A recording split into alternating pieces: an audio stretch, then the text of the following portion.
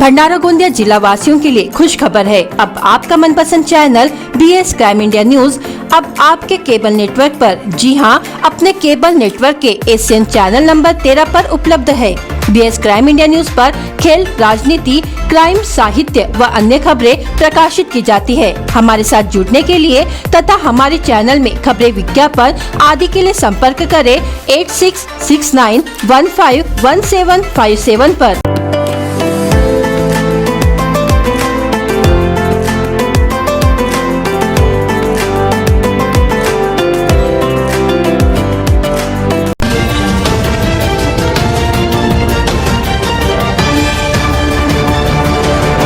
महाराष्ट्र राज्य महसूल कर्मचारी संगठन शाखा भंडारा की ओर से सोमवार 5 अप्रैल को जिलाधिकारी कार्यालय के सामने बेमुदत आंदोलन पर बैठे हैं। शीर्ष लिपिक बोर्ड अधिकारी संवर्ग से नायब तहसीलदार संवर्ग में पदोन्नति के रूप में पिछले 2 वर्षों से नहीं हो रहा है और राजस्व सहायकों के रिक्त पदों को भी नहीं भरा जा रहा है। इस मांग को लेकर महसूल विभाग के कर्मचारियों ने जिलाधिकारी के जरिए शासन को निवेदन देकर 1 दिवसीय आंदोलन शुरू किया है। महसूल कर्मचारियों के विविध मांगों के लिए निवेदन देने के बाद भी अब तक राज्य के सभी महसूल कर्मचारियों का विचार नहीं किया गया। साथ ही इस विषयानुसार नागपुर, कोकण व नासिक साथ ही अन्य विभाग के अव्वल कारकुन अधिकारी संवर्ग से नायब तहसीलदार संवर्ग पदोन्नति के प्रस्ताव मंत्रालय में 1.5 से 2 वर्षों से प्रलंबित है। मांगे पूरी न हुई तो 4 अप्रैल से बेमुदत आंदोलन का इशारा भी महसूल कर्मचारियों ने दिया था, जिसके बाद 4 अप्रैल से जिलाधिकारी कार्यालय के सामने बेमुदत आंदोलन के लिए बैठे हैं।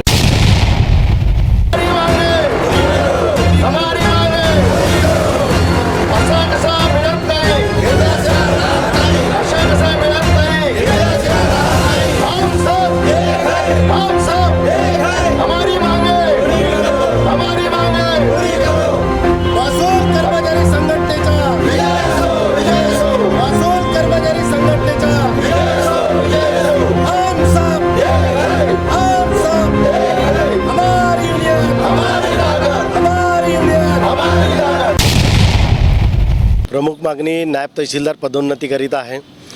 अव्वल कारकुन या संवर्गातून नायब तहसीलदार संवर्गामध्ये पदोन्नतीकरिता विभागीय स्तरावरून 2-3 वर्षापासून पदोन्नत्या झालेल्या नाहीत।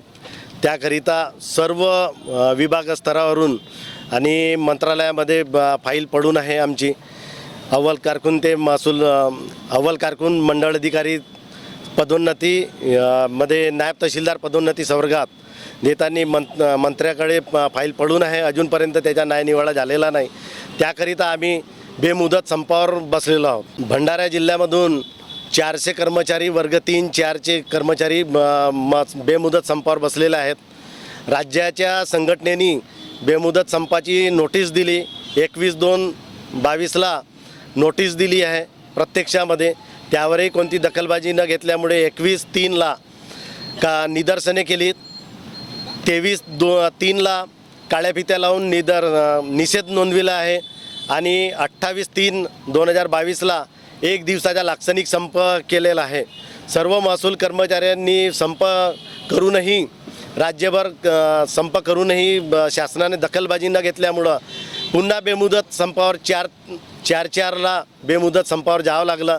अजूनपर्यंत शासनाने त्याची दखल घेतलेली नाही आणि पाचारण केलेलं नाही सभेलाही आणि कोणत्याही मागण्या पूर्ण केलेल्या नाहीत।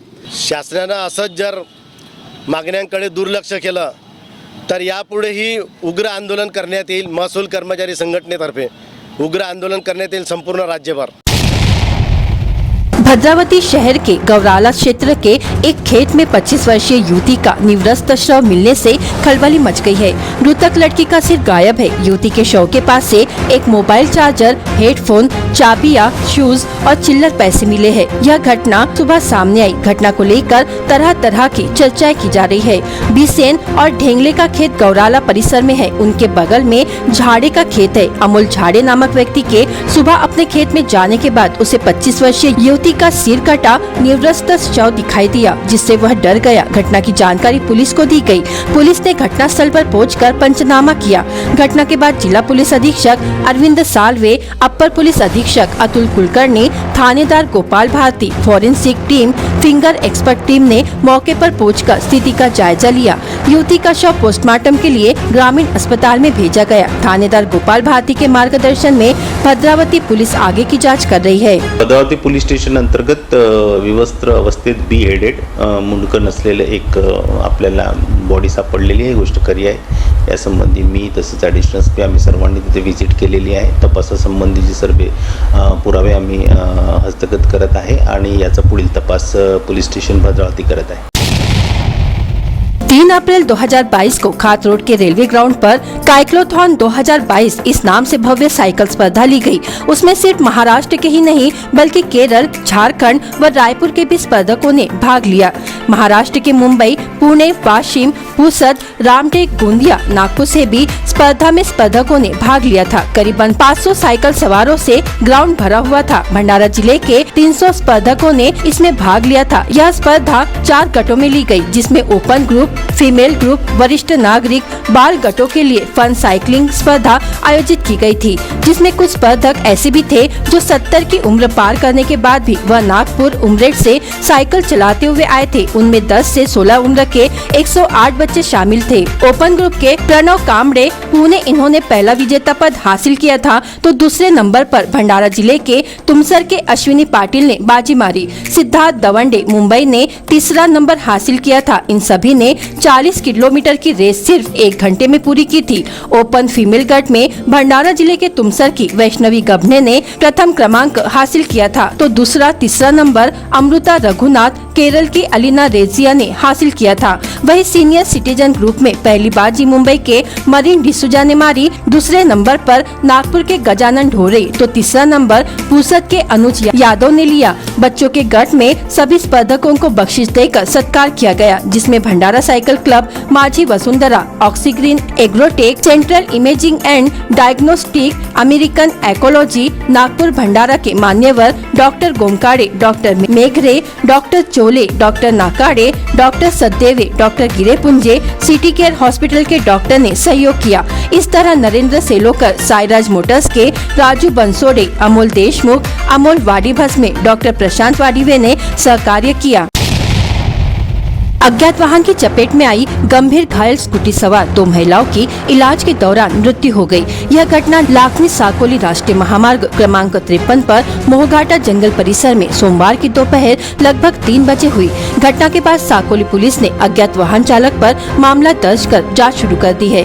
मृतक महिला का नाम चंद्रपुर जिले की मूल तहसील के अक्कापुर ग्राम निवासी सोनाली राहुल सांगिडवार, उम्र 28 वर्ष तथा लाखनी तहसील के घुड़सावरी निवासी सुरुचि रविंद्र मलेवार, उम्र 26 वर्ष का समावेश है। सुरुचि रविंद्र मलेवार अपनी भाभी सोनाली राहुल संगीडवार, उम्र 28 वर्ष के साथ टीवीएस वीगो क्रमांक MH36 एज 4235 से लाखनी से 31 मार्च को गोंडुमरी गई थी। सुरुचि मलेवार की मां गोंडुमरी प्राथमिक स्वास्थ्य केंद्र में कार्यरत थी। 31 मार्च को सेवानिवृत्ति कार्यक्रम में शामिल होने के लिए दोनों गोंडुमरी पहुंची थी, जिसके बाद 4 अप्रैल को दोनों वापस गाँव लौट रहे थे। इस दौरान मोहघाटा के जंगल में आने पर उनके वाहन को अज्ञात वाहन ने टक्कर मार दी। इस दुर्घटना की जानकारी राहगीरों ने साकोली पुलिस को दी। दोनों को एम्बुलेंस से भंडारा के जिला अस्पताल में लाया जा रहा था। इस दौरान सुरुचि मलेवार की लाखनी से आगे तथा सोनाली सांगिडवार की भंडारा जिला सामान्य अस्पताल में मृत्यु हो गई। घटनास्थल पर अतिरिक्त जिला पुलिस अधीक्षक अनिकेत भारती, साकोली के पुलिस निरीक्षक जितेंद्र बोरकर ने मौके पर भेंट दी। अज्ञात वाहन चालक के खिलाफ मामला दर्ज किया गया। पुलिस निरीक्षक जितेंद्र बोरकर के मार्गदर्शन में पुलिस उप निरीक्षक खोबरागढ़े मामले की जांच कर रहे। महामार्ग पर लगातार हो रहे हादसों को देखते हुए राष्ट्रीय महामार्ग प्राधिकरण के अधिकारियों पर मामला दर्ज करने की मांग हो रही है। सड़क अर्जुनी वन परिक्षेत्र कार्यालय अंतर्गत आने वाले ग्राम साले टोला से सटे एक खेत परिसर में भालू द्वारा हमला कर 2 सगी बहनों को घायल कर दिए जाने की घटना 4 अप्रैल को सुबह 8 बजे के दौरान हुई। घटना के संदर्भ में प्राप्त जानकारी के अनुसार साले टोला निवासी प्रेमा घनश्याम भोंडे उम्र 20 वर्ष एवं नेहा घनश्याम भोंडे उम्र 17 वर्ष अपनी मां के साथ 4 अप्रैल को सुबह महुआ फूल चुनने के लिए अपने खेत परिसर में गई हुई थी। इसी दौरान हमले की ताक में छिपे बैठे एक भालू ने अचानक बड़ी बहन प्रेमा पर हमला कर दिया। यह देख छोटी बहन नेहा उसे बचाने के लिए दौड़ी तो भालू ने उस पर भी हमला कर दिया, जिससे दोनों घायल हो गई। मां के द्वारा चीख पुकार मचाने के बाद भालू घटनास्थल से भाग गया। घटना के बाद दोनों बहनों को उपचार के लिए पहले सड़क अर्जुनी के ग्रामीण अस्पताल में ले जाया गया, जहां से आगे के उपचार के लिए उन्हें गोंदिया के शासकीय अस्पताल में भर्ती करवाया गया। घटना की जानकारी मिलते ही रेंगेपार सहवन क्षेत्र के वन कर्मचारी सड़क अर्जुनी ग्रामीण अस्पताल में घायलों के स्वास्थ्य के विषय में पूछताछ करने के लिए पहुंचे। साले टोला ग्राम के नागरिकों ने दोनों घायल बहनों के परिवारों को वन विभाग की ओर से आर्थिक सहायता दिए जाने की मांग की है। समुद्रपुर तहसील के शेडगांव जूना पानी के खेत तालाब में डूबने की वजह से 2 बच्चों की मौत हो गई। इनमें से एक बालक और एक बालिका है। यह दोनों बहन और भाई है। यह घटना 3 अप्रैल की शाम को प्रकाश में आई। जानकारी के अनुसार नागपुर निवासी पंचभाई का शेडगांव के जूना पानी परिक्षेत्र में खेत है। कृषि कार्य के लिए उन्होंने मध्य प्रदेश के सिवनी जिले के एक मजदूर परिवार को यहाँ रखा था। मजदूर शैलेश कुमरे का परिवार अपने 2 बच्चों के साथ खेत में झोपड़ी बनाकर रहता था। घटना के दिन शीतल और शिवम के पिता शैलेश कुमरे और मां सोनू कुमरे खेत में काम कर रहे थे। घटना के समय शीतल कुमरे उम्र 6 वर्ष और शिवम कुमरे उम्र 4 वर्ष खेलते हुए खेत तालाब तक पहुंच गए। इसी दौरान दोनों का पैर फिसलने से वे तालाब में गिर गए। देर शाम को काम खत्म करने के बाद जब शैलेश कुमरे झोपड़ी में गए तो उन्हें दोनों बच्चे कहीं दिखाई नहीं दिए। शीतल और शिवम की काफी खोजबीन की गई पर वे कहीं नहीं दिखे। इसी दौरान शैलेश जब तालाब के पास पहुंचे तो शिवम का शव तालाब में दिखाई दिया। शीतल कुमरे का शव पानी में काफी ढूंढने के बाद मिला। पुलिस ने घटनास्थल पर पहुंचकर घटना का पंचनामा कर दोनों शवों को पोस्टमार्टम के लिए भेजा। परमपूज्य परमात्मा एक सेवक मंडळ वर्धमान नगर नागपूर परमपूज्य परमात्मा एक सेवक बांधव रेंगेपार कोटा यांच्या वतीने महादेगी बाबा जुमदेवजी यांच्या 101व्या जयंती निमित्त हवन कार्य व चर्चासत्र कार्यक्रम दिनांक 5 एप्रिल 2022 रोज मंगळवारला मौजार रेंगेपार कोटा नवीन चर्चा बैठक स्थळ बस स्टँडच्या मागे आयोजित करण्यात आले होते। परमपूज्य परमात्मा एक सेवक बांधव रेंगेपार कोटा यांच्या वतीने दुःखी गरीब व अज्ञानी मानवास भगवत प्राप्तीच्या निष्काम भावनेने परिचय करून देऊन सुखमय जीवन जगण्यास प्रेरित करणार व वाईट व्यसन अंधश्रद्धा यापासून परावृत्त करणारे मानव धर्माचे संस्थापक महांत्यागी बाबा जुमदेवजी यांच्या 101व्या जयंती निमित्त हवन कार्य व चर्चासत्र कार्यक्रम दिनांक 5 एप्रिल 2022 रोज मंगळवारला मौजार रेंगेपार कोटा येथे कार्यक्रम पार पडला। महांत्यागी बाबा जुमदेवजी यांच्या 101व्या जयंती निमित्त वृक्षारोपण कार्यक्रम तसेच स्वच्छता कार्यक्रम घेण्यात आले। या कार्यक्रमात सर्व सेवकांनी सहभागी होऊन जयंती साजरी केली। या कार्यक्रमाचे अध्यक्ष मार्गदर्शक गोपीचंद बर्वे तसेच कार्यक्रमाचे उद्घाटक सरपंच रेंगेपार कोटा आनंद मडावी उपस्थित होते। कार्यक्रमाचे संचालन ज्येष्ठ सेवक नरेंद्र काडगाय व कार्यक्रमाचे आयोजक मार्गदर्शन तेजराम चोपकर यांनी केले। या कार्यक्रमात गोपीचंद भरणे, रामचंद्र चकोले, दीपक लांडगे, डोमाजी लांजेवार, तेजराम दिवटे, रामचंद्र वगरे, मोतीराम चोपकर, पांडुरंग किचकुले, ध्रुवाजी चोपकर, वसंता कुंभारे, उदारामजी काडगाय, मुंशी चोपकर, प्रभुजी सूर्यवंशी, नामदेव चोपकर, शेषराव काडगाय, राजकुमार काडगाय, यशवंत झंझाळ, खुशाल सूर्यवंशी आदी सेवक उपस्थित होते। 1994 पासून मी मार्गामध्ये आलो आहो। मी एवढं दुःख होतं माझ्यावरती की त्या दुःखामधून बाबा हनुमानजीनं मला आणि बाबा जुमदेवजीनं मुक्त केलं आणि त्या मार्गात मी तेव्हापासून मेलेला आहे आणि मेला सेवक हा या मार्गामध्ये सुखी आहे आणि सुख समाधानाने मी आपला जीवन जगत आहे। आणि या गावकऱ्यांच्या वतीने सर्व सेवक बांधवाच्या वतीने या रेंगेपार कोटा येथील आम्ही एक चर्चासत्राचा स्थळ म्हणून या ठिकाणी आपण तो निर्माण केलेला आहे आणि त्या निर्माण केलेल्या स्थळामध्ये जयंती बाबा जुमदेवजीची याच्या औचित्य साधून आपण ही जयंतीचा कार्यक्रम आज 5 तारखेला साजरा या रेंगेपार कोटा इथं साजरा करत आहोत। बाबांची ही जयंती म्हणजे बाबांची जी कार्यप्रणाली आहे त्यांनी महान त्याग करून आम्हा मानवाला दुःखी कष्टी मानवाला अंधश्रद्धेतून अनेक दुःखातून अज्ञान मानवाला हे परमेश्वरी कृपा दाखवण्याचे कार्य केलं आहे। त्यामधून या मार्गावर महारोग, TB, पोलिओ, कोड, HIV असे असाध्य रोग बाबांच्या कृपाप्रसादाने नाहीसे झाले आहेत. आणि याकरता सेवकांना काही अडचणी जात आहेत. त्याकरता येथील सेवकांनी असा विचार घेतला आहे की एक साधी कृती काढून आपण या कृतीमध्ये आपला चर्चा बैठक सत्र तयार करावा, ही यांची अपेक्षा रेंगेपार कोटा येथील सेवकांची अपेक्षा आहे. आणि या अपेक्षेला आमचे महान त्यागी बाबा उपस्थित राहून त्यांना कृपा देऊन कृपा प्रणालीत त्यांचे कार्य पूर्ण करतील अशी मी अपेक्षा करतो. आजचा जो 3 एप्रिलचा जो कार्यक्रम होता त्या 3 एप्रिल निमित्त आणि या गावात चर्चा बैठकीला साधन नसल्यामुळे या गावामध्ये एक कुठीचं आयोजन करण्यात आलं आणि त्यानिमित्त हा एक कार्यक्रम आयोजित केला आहे. या कार्यक्रमामध्ये दुःखी कुस्ती आणि वाईट व्यसनातून मुक्त होणारे लोक इथं हजर झाले आहेत.